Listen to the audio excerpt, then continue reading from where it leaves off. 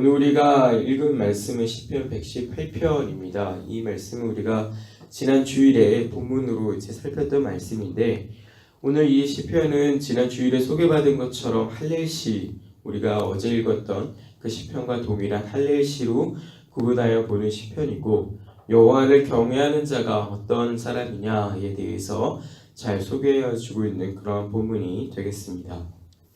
여호와가 어떤 사람을 이제 사랑하시는가, 그리고 여호와를 경외하는 자가 어떤 사람인가에 대해서 본 시편이 잘 가르쳐주고 있는데, 구체적으로 4절을 보시면 여호와를 경외하는 자는 하나님의 인자하심이 영원하다, 이렇게 말하는 사람인 것을 우리가 확인할 수 있습니다. 그리고 1절에서와 같이 이 여호와의 선하심과 인자하심으로 인해서 하나님 앞에 여호와께 감사할 줄 아는 자가 결국엔 여호와를 경외하는 사람이다 라고 하는 그 사실을 오늘 이 본문이 잘 가르쳐 줍니다. 그러니까 형식적으로 하나님 앞에 어떤 제사의식을 가지고 있거나 아니면 그에게 어떤 좋은 것들을 구별해 드린다고 해서 여호와를 경외하는 것이 아니라 라고 하는 겁니다.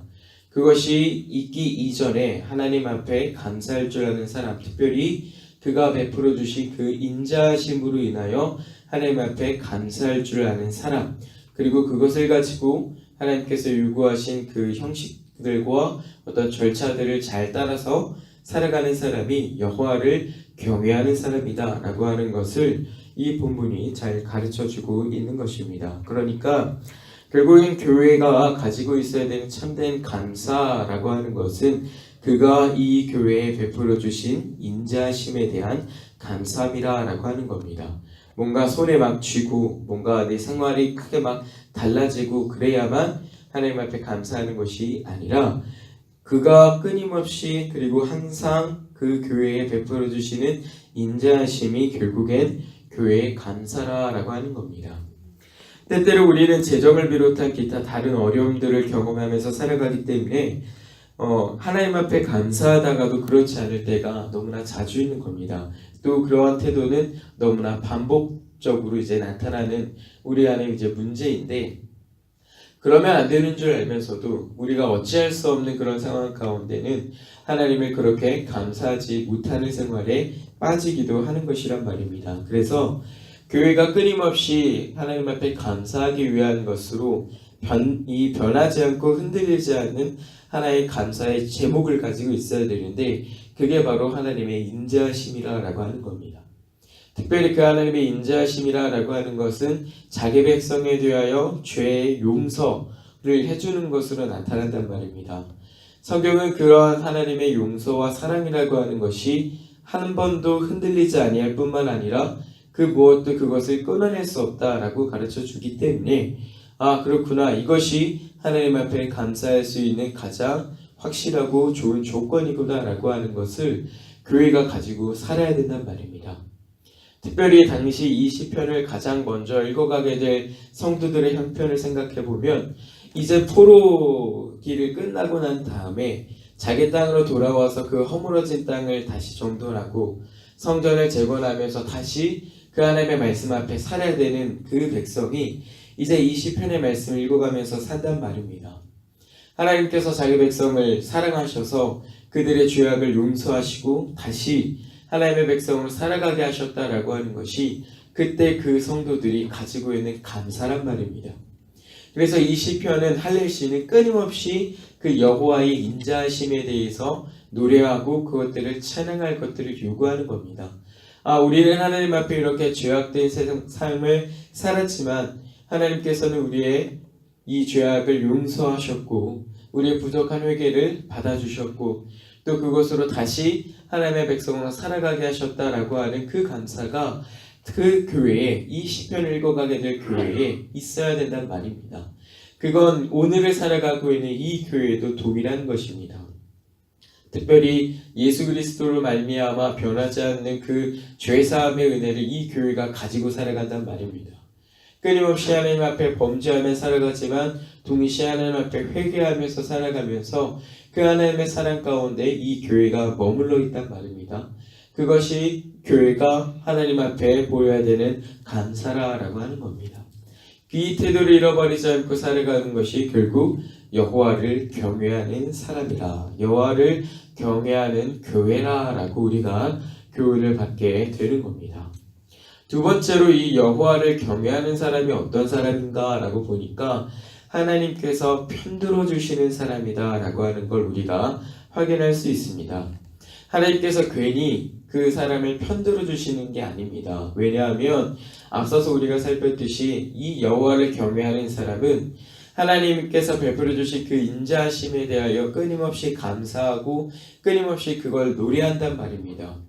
하나님께서는 그 사람이 그 일들을 잘할 수 있도록 끊임없이 도와주시고 늘 그의 편에 서서 보호와 힘이 되시고 피난처가 되시고 때때로 그들을 어려운 상황 가운데서 잘 이겨낼 수 있는 그런 칼이 되시기도 한단 말입니다. 그러한 하나님이시기 때문에 그 백성들을 가만히 내버려 두지 아니하신다. 그래서 여호와는 자기를 경외하는 사람들 그 교회를 편들어 주시는데, 우리가 지난 주일에도 살폈던 말씀이지만 5절을 보시면 하나님께서 이 사람들을 편들어 주실 때 어떻게 하시는가 보니까 일단 그들의 소리를 외면하지 않으시고 응답하신 다음에 그를 넓은 곳에다가 세워두신다라고 하는 것을 확인할 수가 있는데, 이게 무슨 말이냐면 하나님께서는 자기 백성을 편들어 주실 때 확실하게 편들어 주신단 말입니다. 그냥 그 위기 상황 가운데서 잠깐 건져내어 주시고 됐다라고 하시는 게 아니라 그 위기 가운데 건져내실 뿐만 아니라 결코 그 위기 가운데 빠지지 않는 자리 가운데 세워주신다는 겁니다. 확실하게 이 성도가 하나님을 경외하는 사람이 그 어려움을 모면할 뿐만 아니라 감히 하나님 앞에 감사로 찬양할 수 있을 그러한 자리로 하나님께서 그를 견고하게 세워주신단 말입니다.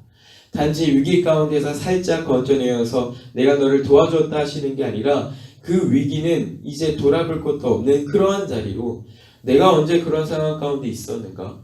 내가 그런 어려운 순간 가운데 과연 내가 정말 있었던 게 맞나 싶을 만큼 그러한 자리 가운데 하나님께서 그 교회를 세워주신다라고 하는 게 하나님께서 편들어 주신다라고 하는 겁니다. 이러한 말씀은 당시 살아가는 교회도 그렇지만 오늘 살아가고 있는 이 교회에도 굉장히 든든함이고 굉장히 위로가 되는 겁니다. 하나님은 나를 도와주신다. 그런데 그 도와주신다고 하는 게 전혀 다른 상황의 역전으로 나를 이끌어 가신다라고 하는 그 말씀이 얼마나 우리 가운데 힘이 되고 위로가 되는 말씀입니까? 하나님께서는 결코 자기 백성에 대하여 낭패를 경험하게 하는 분이 아니시고 오히려 복이 되는 그러한 자리 가운데 이 백성들을 도와서 이끌어 가신다라고 하는 것이 이 여호와를 경외하는 사람들이 경험하게 되는 가장 큰 유익 중에 하나라고 하는 것을 우리가 이런 말씀을 통해서 배우게 되는 겁니다. 그런데 우리가 여기서 오해하면 안 되는 게 있는데, 우리가 지난 주일에 목사님을 통해서도 교훈받았지만 그것이 여호와 하나님께서 우리를 편들어 주신다고 할 때 그게 내 맘대로 되도록 하신다는 게 아니라는 점을 우리는 기억을 해야 됩니다.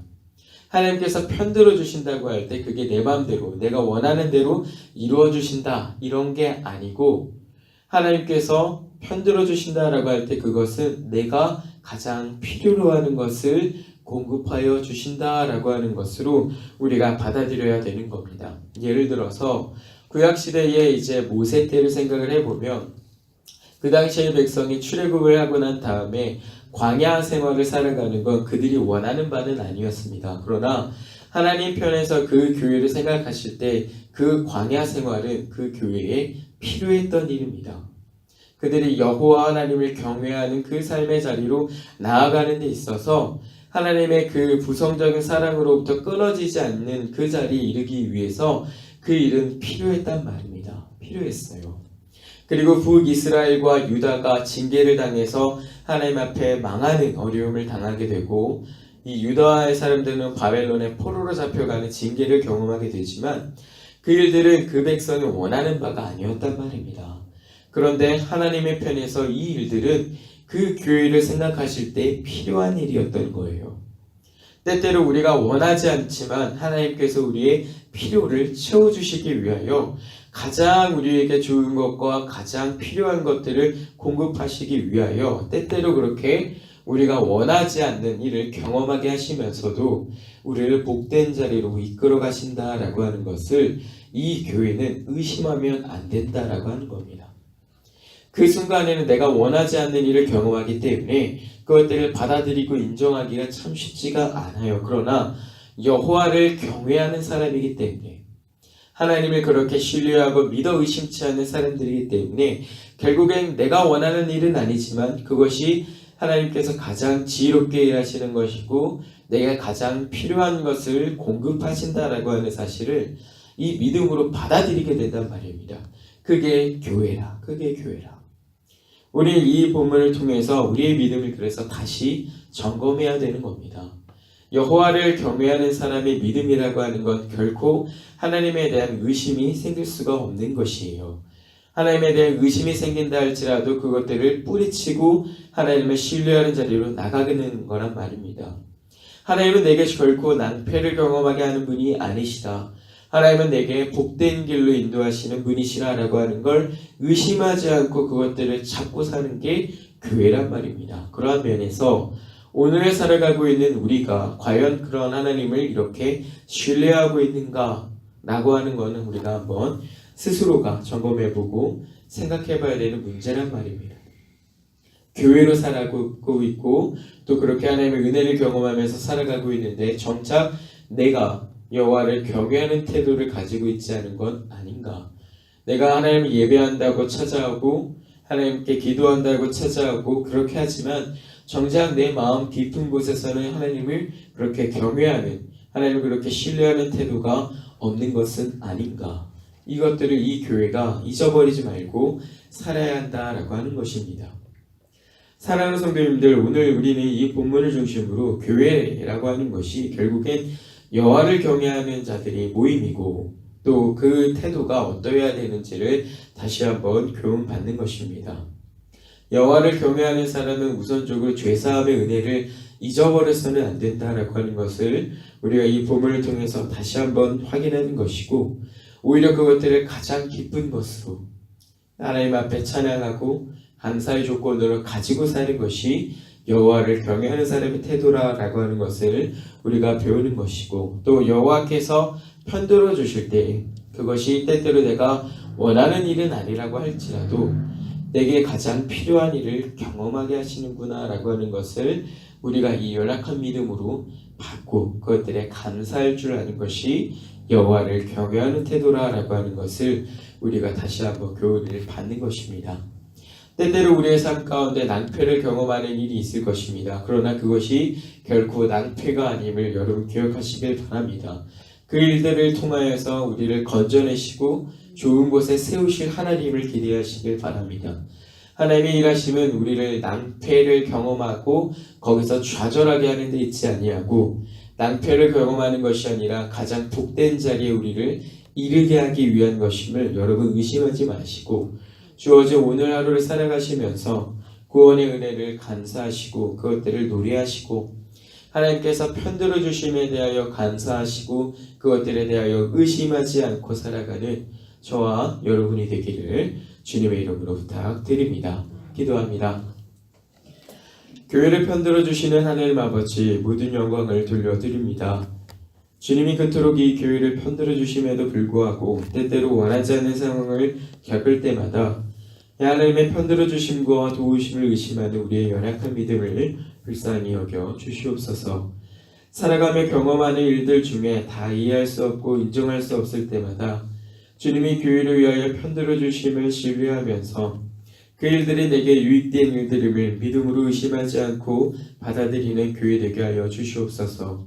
그러한 중에 하나님께서 베풀어 주시는 구원의 은혜를 노래하고 그 구원의 은혜를 감사하고 하나님의 도우심을 더욱 깊이 경험하며 살아가는 우리가 되게 하여 주셔서 무엇보다 하나님 앞에 신실한 자들 되게 하시고 하나님의 영광을 드러내기에 부족함이 없는 우리가 되게 하여 주시옵소서. 감사드리며 예수님 이름으로 간절히 기도드립니다. 아멘.